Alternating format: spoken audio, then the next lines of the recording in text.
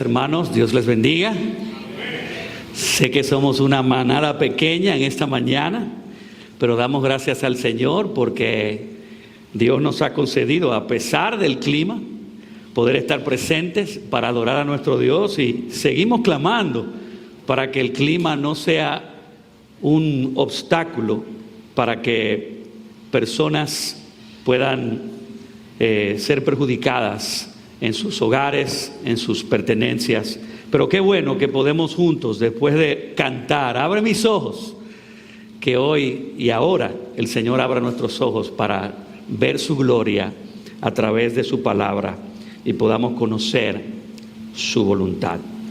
Hermanos, ya el pastor Manuel oró, o más bien leyó y clamó al Señor para que el Señor nos guíe a este texto. Y vuelvo, les invito, porque es un texto corto que podemos volver a leer, de tal manera que podamos pensar en lo que vamos a meditar a la luz de la palabra del Señor. Dice así, Santiago 4, versículos del 13 al 14. Oigan ahora ustedes que dicen, hoy o mañana iremos a tal o cual ciudad y pasaremos allá un año, haremos negocio y tendremos ganancia. Sin embargo, ustedes no saben cómo será su vida mañana. Solo son un vapor que aparece por un poco de tiempo y luego se desvanece. Más bien debieran decir, si el Señor quiere, viviremos y haremos esto o aquello, pero ahora se jactan en su arrogancia. Toda jactancia semejante es mala. A aquel pues que sabe hacer lo bueno y no lo hace, le es pecado. Hermanos, vamos a continuar nuestra serie Fe Real en el libro de Santiago, y vamos a clamar ahora que este pasaje el Espíritu Santo lo aplique en nuestros corazones con su ministerio poderoso. Padre, yo quiero humillarme junto con mis hermanos. Yo reconozco que yo soy el primero de todos que necesita apegarse a tu palabra y a tu voluntad. Señor, yo quiero junto a mis hermanos cada día más concientizarme de mi necesidad de vivir en el centro de tu voluntad. Yo sé que tú nos rescataste de esa vana manera de vivir, de nosotros hacer lo que nosotros queríamos. Y gracias, oh Cristo, por habernos redimido del pecado y por habernos salvado de seguir por el camino ancho y el camino espacioso que llevaba a la destrucción. Gracias por ahora encaminar nuestras vidas a tu palabra, Señor, pero todavía sentimos los jalones de los engaños mentirosos de nuestros corazones, todavía por el pecado remanente que mora en nosotros. Oh Padre, enséñanos por tu Espíritu y por tu gracia a andar en Cristo, a andar en tus caminos, a andar en tu palabra. Y en esta mañana, oh Espíritu de Dios, manifiéstate. Ven, muévete en medio de la congregación de los santos y renueva nuestras mentes, transforma nuestros corazones, y aquellos que todavía están sin Cristo, guíalos hacia Cristo para que tengan un corazón nuevo que ama, anhela y tiene deseo sincero de hacer tu voluntad. Oh Señor, yo te lo ruego en el precioso nombre de Cristo Jesús. Amén y amén. Se cuenta la historia de una mujer escocesa que salía por todos los campos de Escocia vendiendo hilos, cordones y botones de zapatos de casa en casa. Y al viajar hacia esas comunidades, en ocasiones, ella se encontraba en el camino con una encrucijada sin señalamientos.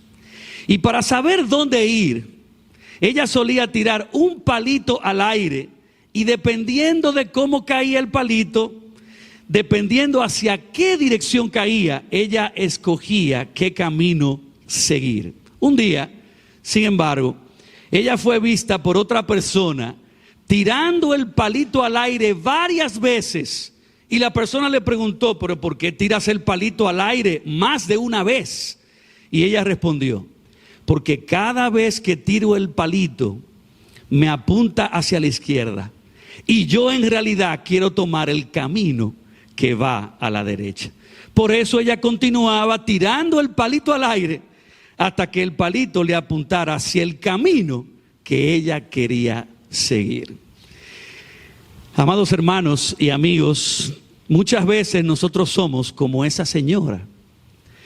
Cantamos, incluso ahora, en los tiempos de adoración, y oramos que se haga la voluntad de Dios en la tierra y en nuestras vidas, así como se hace la voluntad de Dios en los cielos. Pero cuando llega precisamente la hora de la encrucijada, donde tenemos que tomar la decisión de qué camino vamos a seguir, nosotros tiramos el palito repetidamente y todas las veces que sea necesario, hasta que el palito caiga en la dirección que nosotros queremos ir.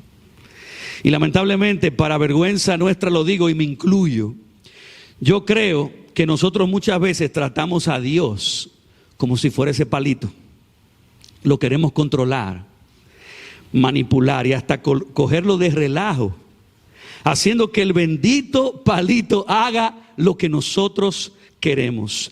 Pero yo quiero en amor, hermanos, yo quiero en amor, porque yo he sido culpable de esto también. Yo quiero en amor declararles que según la palabra de Dios, Dios no es un palito a quien nosotros podemos rebajar en nuestras mentes y corazones para manipularlo y hacer que Él finalmente haga lo que nosotros queremos. Ciudad de Gracia, Dios es soberano. Y la Biblia dice en Daniel 4:35 que Él hace según su voluntad en el ejército del cielo, en los habitantes de la tierra, y no hay quien detenga su mano y le diga, ¿qué haces? A nosotros se nos olvida que aunque somos responsables de cada pensamiento, palabra y acción, eso no quiere decir que nosotros somos los capitanes finales de nuestro destino. Y aunque cada uno de nosotros es una barca en el gran mar del soberano creador, Dios es quien tiene en sus manos el control de la historia de cada uno de nosotros, y en el gran misterio de su soberanía y nuestra responsabilidad humana, cada uno de nosotros es responsable de someter, encaminar y alinear su propia vida hacia la voluntad de Dios. No hacia nuestra propia voluntad y plan, sino hacia el plan y la voluntad de Dios. Y miren, aunque la soberanía de Dios, y esto es algo muy importante porque podemos distorsionar la soberanía de Dios. Aunque la soberanía de Dios se mueva, navegue y se cumpla incluso por encima de nuestros pecados, y aunque misteriosamente nada ni nadie puede frustrar o detener el plan soberano de Dios, el conocimiento de su soberanía no debe ser una licencia o un permiso para nosotros orgullosamente vivir nuestras vidas independientes de Dios, porque al final Dios es soberano y Él es bueno y todo va a funcionar para bien. Hermanos, si hemos sido salvos por la gracia de Cristo, para ser restaurados al propósito original de conformarnos a la voluntad de Dios, tenemos que aprender por gracia a encomendar nuestras vidas y planes a los propósitos de Dios. De modo que en cada decisión, en cada paso, en cada área, en cada meta, en cada proyecto, con temor y temblor, no decidamos movernos hacia adelante sin antes nosotros haber consultado con mucha oración, consejo y estudio de la palabra cuál es la buena, perfecta y agradable voluntad de Dios para nuestras vidas. Así que, Ciudad de Gracia, acerquémonos humildemente a la palabra de Dios con un corazón enseñable que por gracia le dice a su propia alma: alma mía, de ahora en adelante, con el poder y la gracia del Espíritu Santo, someto mi vida y mis planes a la voluntad revelada de Dios en su palabra. Por eso el título de este sermón es: encomienda tu vida y tus planes a la voluntad de Dios. Encomienda tu vida y tus planes a la voluntad de Dios. Y todo texto tiene una verdad central en la que queremos meditar y queremos aplicar a nuestras vidas, porque toda la Escritura es útil para salvarnos y santificarnos. Y este texto lo podemos resumir de esta manera: ya que por el pecado somos tentados a orgullosamente vivir independientes de Dios, tú y yo debemos aprender a encomendar nuestras vidas y planes a la voluntad de Dios. Hermanos, nuestro corazón continuamente se enorgullece, quiere olvidarse de Dios, quiere vivir independiente de Dios. Y ante esa realidad, la gracia de Dios, su palabra, su espíritu nos quieren entrenar, enseñar a que debemos encomendar continuamente nuestras vidas a la voluntad y a los planes de nuestro Dios. Entonces, seguimos estudiando la carta del pastor Santiago.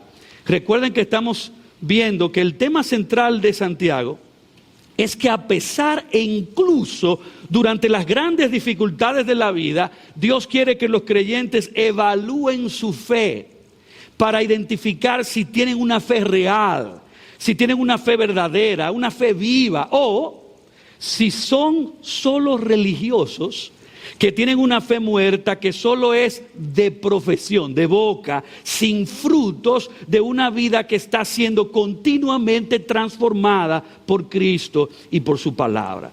Y en los capítulos anteriores vimos varias evidencias que autentifican si una persona tiene una fe real, y hoy vamos a ver otra más de una fe viva, y es cómo ese creyente en Cristo aprende progresivamente a encomendar su vida y sus planes a la voluntad de Dios. De modo que el texto de Santiago 4 nos muestra 3 maneras cómo podemos aprender a encomendar nuestras vidas y planes a la voluntad de Dios. Y la primera manera es: abandona el orgullo de pensar y actuar independiente de Dios.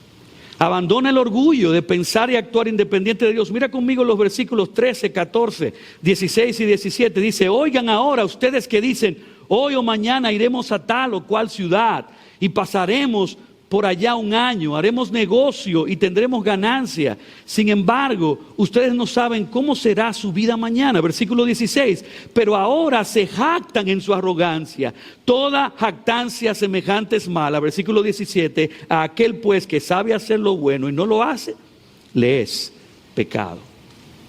Miren, Santiago comienza a tratar con un problema que nosotros arrastramos de nuestra vida vieja. Y él nos confronta. Es difícil tener que predicar Santiago porque él está confrontándonos todo el tiempo. Pero él vuelve y nos confronta diciendo: oigan ahora ustedes que dicen, hoy o mañana iremos a tal o cual ciudad. Allá pasaremos un año, haremos negocio y tendremos ganancia. Y Dios nos corrige. Él corrige esa actitud y ese proceder de contemplar el presente y el futuro de nuestras vidas y comenzar a tomar decisiones y hacer planes sin consultarlo y sin buscar primero su dirección y voluntad. ¿Y tú sabes cuál es el peligro de eso? El peligro de esa actitud es que nos lleva a un ateísmo práctico, de solo mencionar a Dios de forma religiosa, de forma pragmática cuando nos conviene, pero cuando llega la hora de la verdad, igual como la mujer del palito, terminamos viviendo conforme a nuestros deseos desordenados, siguiendo los impulsos de nuestros corazones engañosos, según nuestra propia sabiduría, y repitiendo la cosmovisión heredada de nuestra familia y sociedad. Y bueno, la cosmovisión religiosa de nuestros padres y de la sociedad, ¿qué nos enseñó? Nos enseñó a buscar a Dios solamente cuando nosotros lo necesitábamos, ¿verdad? Para conseguir que Él nos diera lo que nosotros queríamos, aún sabiendo muchas veces que lo que estábamos buscando y pidiendo iba en contra de su voluntad revelada. ¿De dónde ustedes creen que viene la práctica de ponerle una velita a una virgen? O de ponerle una velita a un santo. Además del pecado de sustituir a Dios por un ídolo, añadíamos el pecado de pretender manipular a Dios para conseguir lo que nosotros queríamos. Teníamos y vivíamos con una cosmovisión de un Dios tipo genio de lámpara mágica, que lo teníamos confinado en una lámpara mientras hacíamos con nuestras vidas lo que queríamos. Y si llegaba un momento que estábamos en problemas o deseábamos algo, frotábamos la lámpara para que ese Dios de nuestra imaginación, como un genio, apareciera y nos resolviera el problema y nos complaciera con nuestros deseos y en nuestros caprichos egoístas. Decir hoy o mañana iremos a tal o cual ciudad, pasaremos allá un año, haremos negocio y tendremos ganancia sin buscar o consultar la voluntad de Dios. Santiago lo describe como una actitud altiva y soberbia, orgullosa y prepotente, que caracteriza a las personas que en el día a día han sacado a Dios de sus mentes y corazones, han eliminado a Dios de sus vidas. Y esa es la actitud del ateo. El ateo, como el necio, dice en su corazón: no hay Dios para mí. Yo soy Dios. Yo haré mis planes. Yo alcanzaré mis metas. Yo echaré pa'lante creyendo en mi propia sabiduría, fuerza y capacidad. Y esa es la filosofía que prevalece en nuestros tiempos. El famoso y establecido cree en ti mismo, ¿verdad? Como dice la canción en inglés, I believe I can fly. I believe I can touch the sky. Creo que puedo volar. Creo que puedo al cielo tocar. Pienso así cada noche y día, abrir mis alas y volar. Y aunque la canción, créanme que a mí me gusta, pudiera motivar a la diligencia de perseguir las metas con esfuerzo, al mismo tiempo pudiera estar enseñando a poner la confianza en uno mismo. Y no creo que Santiago está negando que uno debe planificarse y esforzarse según las capacidades que uno ha recibido de Dios, e incluso hasta disfrutar de las cosas buenas que Dios nos da en la tierra. Pero si al final nosotros abrazamos la filosofía de creer en uno mismo, para promover en nuestras vidas el vivir independientes de Dios, de hacer lo que yo quiero por mí mismo sin consultar, ni depender, ni confiar en Dios, entonces Santiago dice que eso es orgulloso. Eso es ser prepotente y altivo, pensando que yo me hice a mí mismo, que yo me sustento, que yo desarrollo mis propias habilidades por mi propia cuenta y para mi gloria y mi reino. Dios llama a eso jactancia. Por eso en los versículos 16 y 17 dice: pero ahora se jactan en su arrogancia. Toda jactancia semejante es mala. Aquel pues que sabe hacer lo bueno y no lo hace, le es pecado. Y esa palabra jactarse significa sentirse orgulloso por alcanzar algo y vanagloriarse por haberse trazado metas y haberlas logrado en sí mismo y por sí mismo, independiente de Dios, y al final darse la gloria a sí mismo. Santiago nos recuerda que esa arrogancia y pretensión, la palabra mala, es moralmente perversa, porque en esa declaración no existe Dios. Tú quitas a Dios y buscas tu propio camino y te exaltas a ti mismo en lugar de Dios. Yo recuerdo que eso me pasó a mí a los 16 años. Yo tenía toda mi vida planificada. Gloria a Dios que su palabra intervino en mi vida y me quebrantó y me humilló para rendirle mi vida a Dios y buscar su voluntad, porque quizá yo no estaría aquí hoy. Por eso Santiago cita el famoso versículo que todos conocemos: y el que sabe hacer lo bueno y no lo hace, le es pecado. Y Santiago lo aplica a este pecado de pensar y vivir orgullosamente sin tomar en cuenta a Dios y su voluntad en nuestras vidas y decisiones. Hermanos, una fe real, oiga bien esto, una fe real tiene que pasar de una teología de un Dios genio de lámpara mágica a una teología de un Dios soberano. Dios me creó, Dios me sustenta, Dios me da habilidades, Dios me da oportunidades, Dios abre puertas, Dios cierra puertas, Dios es quien me guía, mi vida está en sus manos, su voluntad y plan deben ser mi meta. Hermanos, sigamos las pisadas de nuestro Señor y Salvador Jesucristo cuando Él se humanó para salvarnos, dándonos ejemplo. Él dijo en Juan 6, versículo 38, he descendido del cielo, no para hacer mi voluntad, sino la voluntad del que me envió. En esta mañana Dios quiere confrontarnos y convencernos acerca del pecado del orgullo y de la arrogante pretensión de vivir independiente de Dios, de tomar decisiones sin consultar a Dios, de complacer los deseos de nuestros corazones antes que apegarnos a su palabra y a su voluntad. Y yo te invito ahora, piensa por un momento. ¿Cuántas decisiones y planes has llevado a cabo sin tomar en cuenta a Dios en tu vida? ¿Cuántos hábitos y conductas en tu vida son el resultado de ignorar y menospreciar el señorío de Cristo, de su Espíritu, de su palabra? Señor, perdónanos.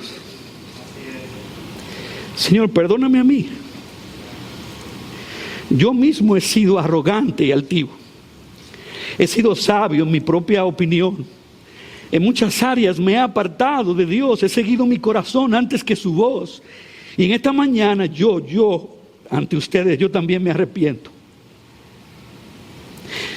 Y Ciudad de Gracia se arrepiente. Venimos humildemente ante ti, Cristo. Señor, lávanos otra vez con tu sangre. Danos de tu humildad. Entrénanos con tu palabra y con tu espíritu a no hacer nuestra voluntad, sino la voluntad de nuestro Padre Celestial. Hermanos, Cristo vivió, murió y resucitó para que ya no sigamos viviendo como antes, actuando por los impulsos de nuestras concupiscencias, ya que precisamente esa manera de vivir fue lo que nos guió al principio hacia caminos de muerte, de dolor y de destrucción. Oh, que caiga sobre nosotros un terrible peso de temor santo, de modo que no nos atrevamos a hacer nada sin buscar diligentemente el conocer y actuar conforme a la voluntad de Dios. Dios no quiere que seamos como el caballo o como el mulo sin entendimiento, que ha de ser sujetado con cabestro y con freno, porque si no, no obedecen la voluntad de su amo. Si tú quieres encomendar tu vida y tus planes a la voluntad de Dios, lo primero que debes hacer es abandonar el orgullo de pensar y actuar independiente de Dios. La segunda manera es: busca conocer y obedecer la voluntad revelada de Dios. Busca conocer y obedecer la voluntad revelada de Dios. El versículo 15 dice: más bien deberían decir, si el Señor quiere, viviremos y haremos esto o aquello. Y Santiago nos está diciendo que en lugar de tomar decisiones y hacer planes por nosotros mismos y para nosotros mismos, tú y yo deberíamos decir siempre: yo voy a colocar a Dios delante. La frase clave aquí es: si el Señor quiere. Si el Señor quiere. Miren, existe una verdad que debe entretejerse profundamente en nuestro pensamiento, y es la manera como debemos ver nuestra existencia en este mundo a la luz de un Dios soberano. Santiago dice en el versículo 14: ustedes no saben cómo será su vida mañana. No saben. Tú y yo no somos omniscientes, no lo sabemos todo, ni siquiera lo sabemos todo de nosotros mismos, ni del mundo presente y mucho menos del futuro, pero Dios sí lo sabe. Dios no solamente es omnisciente, conociendo todo y todas las dimensiones de posibilidades que pudieran ocurrir en cada evento de nuestras vidas, sino que también Dios es omnipotente. Él lo puede todo, no hay nada imposible para Él. Y por encima de su omnisciencia y omnipotencia está la realidad de que nuestro Dios es soberano. Él controla, dirige, orquesta, gobierna, todo. Y con toda su sabiduría y con todo su poder, nuestro Dios puede efectivamente lograr y cumplir todos los planes que Él se propone para traer honra y gloria a su nombre y para bendecirnos a nosotros. Así que, Ciudad de Gracia, si Dios lo sabe todo, lo puede todo, lo controla todo y lo gobierna todo para su gloria, ¿qué voluntad nosotros queremos que se lleve a cabo y se cumpla en nuestras vidas? ¿Nuestra voluntad o la voluntad del Dios soberano? Tú no lo sabes todo, no lo puedes todo, no lo controlas todo, y te pregunto, ¿qué voluntad quieres que se cumpla en tu vida, la tuya o la de Dios? Hermanos, nosotros en esta cabecita pequeña solamente podemos pensar de forma limitada. Con este cuerpo pequeño solo tenemos fuerza limitada, y aunque algunos se jactan de que ellos son astutos y que han desarrollado el arte de manipular a la gente y las situaciones de la vida para que las cosas salgan a su favor, aún así Tu sabiduría y astucia es limitada porque no puedes controlar a todo el mundo y siempre habrá gente que conoce más y tiene más poder que tú. Así que, ya que somos tan limitados, sin mencionar que llevamos un corazón pecaminoso que cada cierta vez y tiempo nos quiere desviar, tú y yo no nos podemos dar el lujo de vivir independientes de Dios. Es por eso que tenemos que aprender a encomendar nuestras vidas y planes a aquel que todo lo sabe y sabe lo que es mejor, a aquel que todo lo puede y puede hacer lo que es mejor, a aquel que todo lo controla, gobierna y orquesta para lograr lo que es mejor para su gloria y para nuestro bien. Por lo tanto, hermanos amados, sabiendo estas cosas, nosotros deberíamos ser creyentes que rápida y continuamente buscamos refugiarnos en la voluntad de Dios, ya que hemos comprendido que hacer nuestra propia voluntad solo nos puede llevar a los caminos destructivos del pecado. Pero alguien preguntará, ¿cómo puedo yo humildemente consagrarme a la voluntad de Dios de modo que mis decisiones y planes sean conforme a su voluntad? ¿Cómo puedo vivir en el día a día tomando en cuenta a Dios y buscando hacer lo que Él quiere? Bueno, mis amados hermanos, tú y yo tenemos que desarrollar la convicción de que la voluntad general de Dios se encuentra ya revelada en su palabra.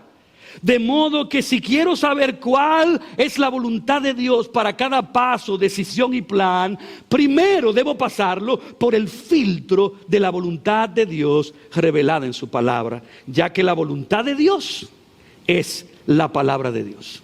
Y es por eso que parte de nuestro trabajo como pastores es predicarles y enseñarles constantemente y fielmente toda la verdad y todo el consejo de Dios en su palabra y exhortarlos, oigan bien mis hermanos, exhortarlos a que desarrollen el hábito de leer, meditar, memorizar, cantar y obedecer la palabra en sus propios corazones, de modo que cuando tengan que tomar decisiones, cuando lleguen a las encrucijadas de sus vidas y tengan que llevar a cabo alguna decisión, meta o proyecto, sus corazones y mentes estén tan llenos de la palabra que estén pensando como Jesucristo, llenos del entendimiento, llenos del discernimiento de Dios en sus vidas.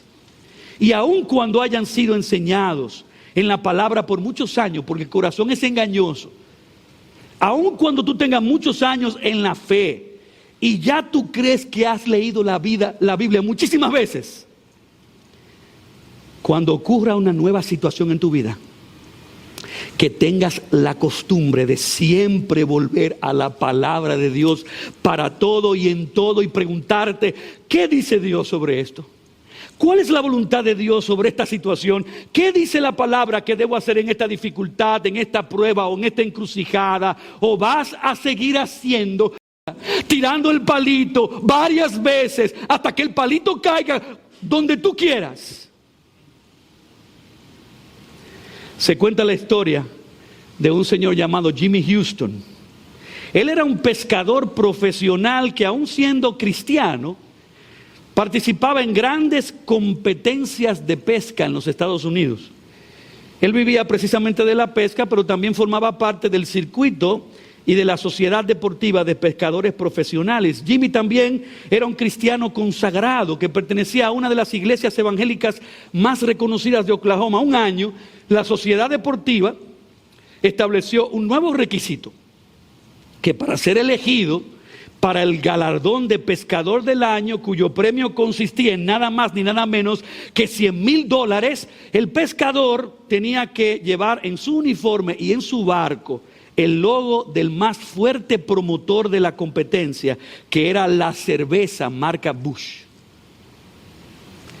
Cuando Jimmy Houston se enteró de este requisito y procesó en su mente y corazón cuál era la voluntad de Dios, él rechazó participar. Y de esta manera se perdió por completo de la oportunidad de recibir $100,000. Otro pescador, compañero de él, le preguntó: Jimmy, ¿y ya tú has orado acerca de esa situación? A lo que Jimmy respondió: yo no necesito orar por eso. Ya conozco la voluntad de Dios sobre eso. Ya Dios tomó la decisión por mí en su palabra cuando Él dijo que no hagamos nada que pueda afectar nuestro testimonio como cristianos. En otras palabras, Jimmy le estaba diciendo a ese compañero, esto no es parte de la voluntad de Dios para lo cual necesito buscar consejo o necesito orar. La palabra de Dios me dice claramente la voluntad de Dios en ese asunto, así que no voy a orar ni voy a buscar dirección cuando ya Dios me ha hablado claramente. Y esto nos enseña, amados hermanos, que una vez que entendemos que la mayor parte de la voluntad de Dios se encuentra revelada en su palabra y que solamente una pequeña parte de su voluntad se puede discernir orando, buscando consejos y aplicando principios sabios que se deducen de la Biblia, entonces es que podemos decir que nosotros conocemos y entendemos la voluntad de Dios. En otras palabras, la voluntad de Dios y la palabra de Dios son una y la misma cosa. No puedes conocer la voluntad de Dios si no conoces la palabra de Dios. Y no puedes conocer la palabra de Dios sin al mismo tiempo descubrir su voluntad. La palabra de Dios es su voluntad. De modo que si quieres vivir consagrando tu vida y tus planes a la voluntad de Dios, tienes que someter tu vida y planes al consejo y la dirección de su palabra. Miren, hay creyentes que tientan a Dios sabiendo que no es su voluntad.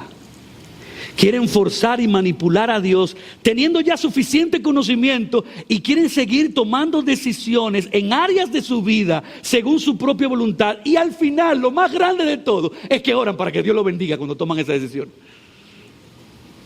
No, mis hermanos, nosotros no somos lo que debemos, nosotros somos los que debemos apegarnos a la voluntad de Dios, no al revés. No podemos decir, si Dios quiere, me voy a meter con este novio que no es cristiano y lo llevaré a la iglesia para que se convierta, cuando la palabra dice claramente que un cristiano debe casarse en el Señor, ¿verdad? Un creyente en Cristo que claramente haya demostrado frutos de una verdadera fe. Y si esa es la voluntad clarísima de Dios para sus hijos, y ya está tan claro, no debemos orar ni buscar otro consejo en otra fuente, tirando el palito de nuevo, frotando la lámpara del genio, queriendo buscar mi dirección, cuando ya Dios me ha dicho lo que debo obedecer. En resumen, ustedes lo están viendo ya en la pantalla. Si quieres buscar la voluntad de Dios, existen 4 medios de gracia. Dios te guía a conocer y a vivir conforme a su voluntad a través de su palabra escrita, a través de las directrices del Espíritu Santo en tu conciencia que siempre te van a guiar a su palabra, a través del consejo sabio y calificado de líderes espirituales que esperamos te aconsejen con la palabra, y a través de la oración que siempre te empoderará para entender y vivir conforme a la palabra de Dios. Y hermanos, al mismo tiempo que nos disciplinamos para buscar y obedecer la voluntad de Dios en su palabra, ¿tú sabes qué disciplina también deberíamos desarrollar? La disciplina de humillarnos continuamente ante la mano soberana de Dios, reconociendo que aunque el caballo se prepara para la batalla, la victoria es Dios que la da.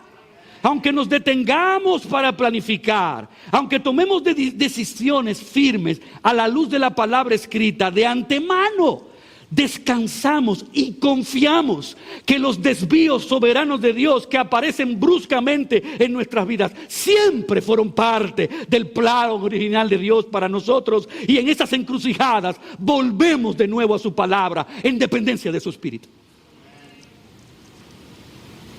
Así que hemos visto que para aprender a encomendar nuestras vidas y planes a la voluntad de Dios, primero, debemos abandonar el orgullo de pensar y actuar independiente de Dios. 2, debes buscar, conocer y obedecer la voluntad revelada de Dios. Y por último, la tercera manera es invierte tu vida en lo santo y eterno de la gloria de Dios y de su reino. Número 3, invierte tu vida en lo santo y eterno de la gloria de Dios y de su reino. Miren cómo dice el versículo 14. Sin embargo, ustedes no saben cómo será su vida mañana. Solo son un vapor que aparece por un poco de tiempo y luego se desvanece. Y aquí Santiago, guiado por el Espíritu, introduce el tema de lo corta que es la vida. Él dice en el versículo 14, solo son un vapor que aparece por un poco de tiempo y luego se desvanece, y compara la vida a una neblina que está allí por el breve espacio de unas horas en la madrugada hasta que el sol aparece en el amanecer y con su calor y su luz desvanece la neblina. ¿Tú has visto, has considerado y contemplado que tu vida es así? Santiago dice que así de corta, efímera y temporal es, y el punto de esto es, Ciudad de Gracia, si la vida es corta, no podemos desperdiciarla. Cuando buscas hacer tu propia voluntad, cuando sigues los impulsos de tu corazón, tu propio pecado te engaña y te convence que eso es vida. Incluso los no creyentes nos ven a nosotros como que nosotros estamos desperdiciando nuestra vida, porque no estamos viviendo la vida en grande, siguiendo los deseos de nuestros corazones. Y el diablo utiliza el mundo para promover la campaña mediática que para gozar y gozar de verdad, tú tienes que hacer lo que tú quieras. Pero detrás, porque eso es un protector de pantalla, detrás lo que el diablo y el mundo busca es que tú desperdicies tu vida, que la malgastes fuera de la voluntad de Dios y Dios no te use a ti para su gloria y para su reino. Por eso la Biblia en tantos pasajes nos recuerda lo corta que es la vida. Job dijo en Job 7:7 y versículo 9, recuerda, oh Dios, que mi vida es un soplo. En el versículo 9 dijo, como una nube se desvanece y pasa. El salmista en Salmo 144:4 dijo, el hombre es semejante a un soplo, sus días son como una sombra que pasa. En el Salmo 90:9-10 dijo, porque por tu furor han declinado todos nuestros días, acabamos nuestros años como un suspiro, los días de nuestra vida llegan a 60 años, y en caso de mayor vigor a 80 años, con todo su orgullo es solo trabajo y pesar, porque pronto pasa y volamos. Por eso es que ante la realidad de cuán corta es la vida y lo pronto que pasa, el salmista le pedía al Señor en el Salmo 39, versículos 4 y 5, Señor, hazme saber mi fin, cuál es la medida de mis días, para que yo sepa cuán efímero soy. Tú has hecho mis días muy breves y mi existencia es como nada delante de ti. Ciertamente todo hombre, aún en la plenitud de su vigor, es solo un soplo. Miren, aunque Dios no le revela a nadie cuántos años va a durar aquí en la tierra, lo que Dios sí quiere y puede hacer es recordarnos, concientizarnos, convencernos de lo corta que es la vida, de modo que usemos esos poquitos días aquí en la tierra para perseguir que la mente de Jesucristo domine nuestros deseos, sueños y metas. Por eso la petición de Moisés fue muy parecida en el Salmo 92. Él dijo, enséñanos a contar de tal modo nuestros días que traigamos al corazón sabiduría, y la sabiduría es Cristo. Dios nos dice lo que un hijo de Dios debe hacer: determinar en su corazón que buscará perseguir hacer la voluntad de Dios y tomar la decisión de que no va a desperdiciar su tiempo, sus fuerzas, dinero, pasión, sueños y ambiciones en los deseos temporales del corazón pecaminoso, ni en los tesoros terrenales de este mundo. ¿Por qué? Porque el mundo pasa. El mundo pasa y sus deseos, pero el que hace la voluntad de Dios permanece para siempre. Así que, hermanos, si el mundo con todos sus pecados y juguetes pasará, si este mundo Dios lo consumirá como parte de su plan de destruirlo con el fuego de su poder, de su santidad y su justicia, entonces ¿para qué viviré hoy? ¿A qué me dedicaré? ¿Qué voluntad perseguiré hacer? ¿La voluntad de mi carne o la voluntad santa de Dios? ¿La voluntad del mundo que perece o la voluntad eterna de Dios que permanece para siempre? Hermanos, esto es simple matemática. Piensa conmigo, ¿qué trae más gozo y qué dura para siempre? ¿Mi voluntad o la voluntad de Dios? Nuestro problema es que el pecado nos engaña, vendiéndonos la idea de vivir haciendo nuestra propia voluntad, pensando que nos va a traer mayor felicidad y que la mejor inversión es vivir para nosotros, porque eso durará para siempre. Pero es mentira. Vivir para nosotros y hacer nuestra voluntad fue lo que nos llevó al pecado, a la muerte y encima de eso a una separación con Dios. De modo que aún después de conocer la gracia de Dios, no podemos desperdiciar la corta vida que nos queda en la tierra. Así que, mi amado hermano y hermana, yo te exhorto a que abandones esa idolatría de perseguir los placeres temporales y los tesoros terrenales de este mundo. Pon tu corazón en las cosas de arriba, en los placeres verdaderos de la gloria de Dios y de los tesoros eternos del reino de Dios. Cristo fue quien dijo, porque el que quiera salvar su vida, la perderá. Pero el que pierda su vida por causa de mí y del evangelio, la salvará. Y Cristo, ¿qué es lo que está haciendo? Nos está invitando a una paradoja de vida. Él dice que si quieres salvar tu vida viviendo para ti, perderás tu vida. Pero si pierdes tu vida dedicándosela a Dios, si pierdes tu vida persiguiendo la voluntad santa de Dios y los tesoros eternos del reino de Dios, tú vas a ganar tu vida, tú vas a multiplicar tu vida, tú vas a salvar tu vida, porque la habrás gastado en la mayor y más grande causa de la gloria de Dios y de su reino que permanece para siempre. No hay nada más importante y más grande para un creyente que la gloria de Dios y de su reino. Por eso es que como pastores los exhortamos a que no teman perder su vida. No temas perder tu vida.